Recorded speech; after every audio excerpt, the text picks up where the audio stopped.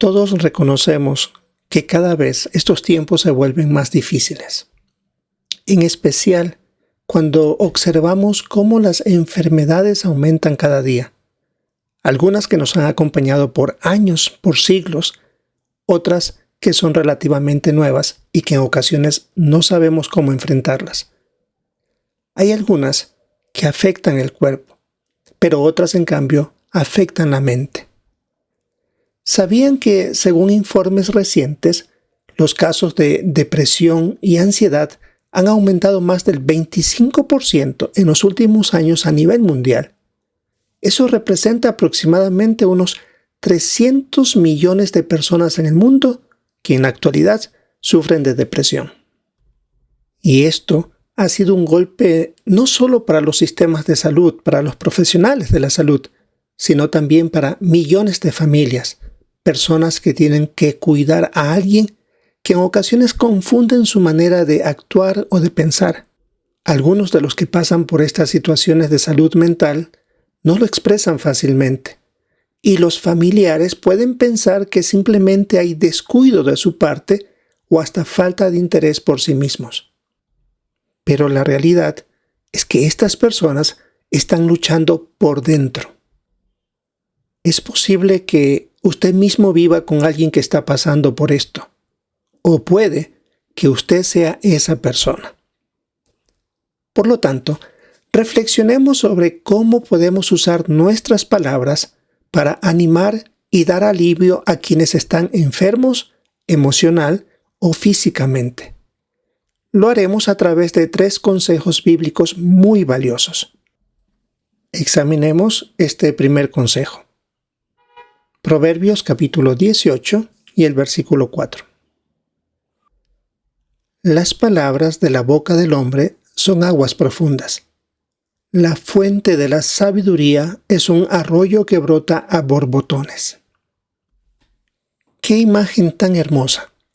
Nuestras palabras pueden ser como un arroyo refrescante, algo que da alivio, que limpia, que anima, que da fuerzas. Pero también puede hacer daño. En otro versículo bíblico de Proverbios 12:18 dice que las palabras dichas sin pensar pueden ser como los golpes de una espada. Si juntamos estos 2 versículos, nos enseña algo: que antes de hablar, pensemos. Pensemos en lo que decimos, en cómo lo decimos y sobre todo, en cómo lo recibirá la persona que sufre. Ahora, este mismo texto de Proverbios 18:4 decía que la fuente de la sabiduría es un arroyo que brota a borbotones. Sabiduría que brota a borbotones. Reconocemos que nosotros no somos sabios y que a veces decimos cosas sin pensar, cosas que, creyendo que van a animar, más bien aplastan a la persona que las escucha. Así que esta sabiduría que refresca no viene de nosotros, sino viene del conocimiento de Jehová. Cuando éstas surgen de allí, entonces nuestras palabras no van a ser superficiales ni vacías, sino que serán ese arroyo del que habla Proverbios, que serán palabras curativas, alentadoras, vivificantes. Quizás podemos pensar en un cónyuge enfermo, y cada día es un reto. Qué importante es que sus palabras no solo le digan «te amo», sino que lo transmitan con ternura, con paciencia y comprensión. Como decía Proverbios, debemos recordar que nuestras palabras tienen poder para herir o para sanar. Nuestra meta es animar, sanar al que está pasando por una situación difícil. Esto nos lleva a un segundo punto para que nuestras palabras animen a quienes tienen problemas de salud.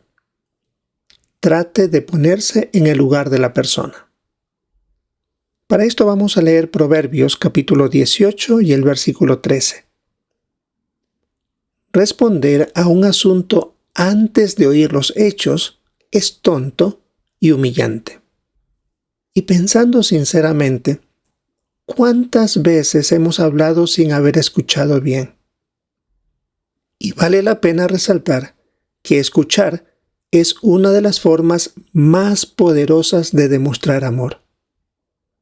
Cuando alguien está sufriendo, ya sea por una enfermedad física, mental o emocional, muchas veces no necesita una respuesta de nuestra parte. Lo único que necesita es ser escuchado. Tal vez solo quiere desahogarse esa persona, quiere llorar delante nuestro o simplemente sentirse acompañado. Pero también podemos caer en un error. Decir frases como, eso ya pasará. O tal vez decir, otros están peor que tú.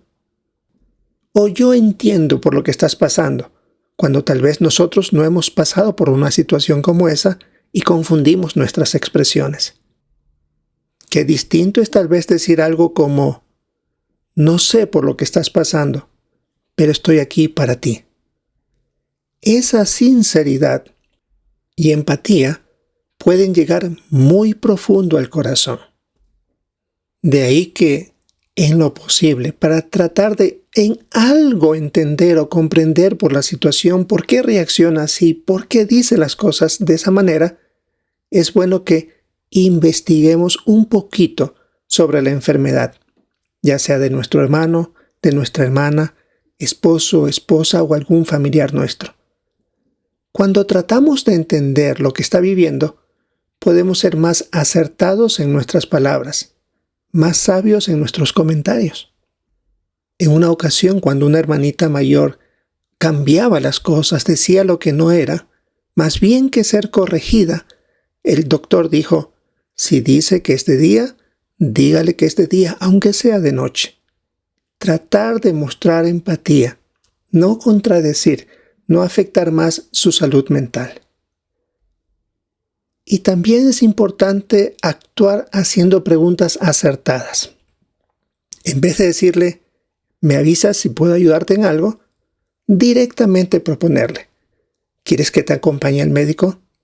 ¿Te ayudo con las compras? Como dice Gálatas 6:2, debemos llevarnos las cargas unos con otros y demostramos así el amor verdadero. Veamos un tercer punto para animar con nuestras palabras a los que tienen problemas de salud. Sea un amigo paciente y comprensivo. Proverbios 18:24 dice, hay compañeros listos para destrozarse el uno al otro, pero hay un amigo que se apega más que un hermano. En tiempos de enfermedad, ese amigo que se apega más que un hermano es una bendición de Jehová. Podemos ser esa clase de amigos si nos lo proponemos. Pablo en la carta a los Tesalonicenses, capítulo 5, versículo 14, de la primera carta dijo, consuelen a los deprimidos. Estos hermanos que están angustiados necesitan amor constante, apoyo emocional, que alguien les recuerde, que los llame, que les diga, aquí estoy contigo. Que no solamente hemos estado con ellos en momentos de alegría, sino también cuando está débil, cuando está silencioso, confundido o incluso cuando nos rechaza. Si vemos la imagen de nuestra guía de actividades, un par de esposos. Tal vez en el caso suyo, su esposa ya no es la misma desde que está enferma. Ha perdido la alegría por una enfermedad mental, depresiva, angustiada. No es fácil, eso se lo reconoce. Pero su amor, su paciencia, sus palabras bondadosas como las que vemos aquí, la fidelidad, puede ser un verdadero reflejo del amor de Jehová hacia esa persona. Si ese es su caso, si está atendiendo a alguien con estas condiciones y siente que ya no puede más, no olvide que Jehová ve sus esfuerzos. Él lo sostendrá, lo guiará y le dará las fuerzas cuando ya no las tenga. Como hemos visto, nuestras palabras pueden ser más que sonidos, pueden ser un bálsamo, un puente, un abrazo invisible para alguien que tanto lo necesita. Sigamos animando a otros, cuidándolos y recordando que en una sola palabra dicha con amor puede sanar una herida profunda.